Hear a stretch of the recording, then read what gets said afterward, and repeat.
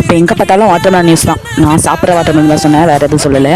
சரி, நம்ம விஷயத்துக்கு நம்ம வருவோம். இந்த வாட்டர்மெலன் தோலை வச்சு நம்ம ஒரு ஜாம் செய்யலாம். இதோடைய தோலெல்லாம் செத்திட்டு சின்ன சின்னதாக கட் பண்ணி எடுத்துக்கோங்க. அப்புறம் பாதி பீட்ரூட் எடுத்து அதையும் தோல் செத்திட்டு அதையும் சின்ன சின்னதாக கட் பண்ணி எடுத்துக்கோங்க.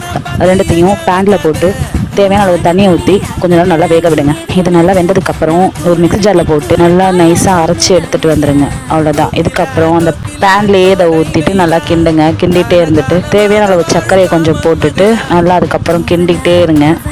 கட்டியான பதத்துக்கு வந்ததுக்கப்புறம் ஒரு லெமனை பொழிஞ்சு அவ்வளோதான், அடுப்பை ஆஃப் பண்ணிவிடுங்க. கொஞ்ச நேரத்தில் நம்மளுடைய ஹோம்மேட் ஜாம் ரெடி ஆகிடுச்சு.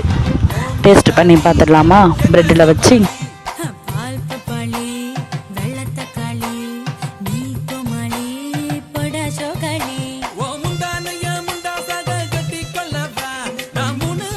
நம்ம தலைவருக்கு கொடுத்தோம். இதை எப்படி சாப்பிட்ருக்கான்னு பாருங்கள் நீங்களே.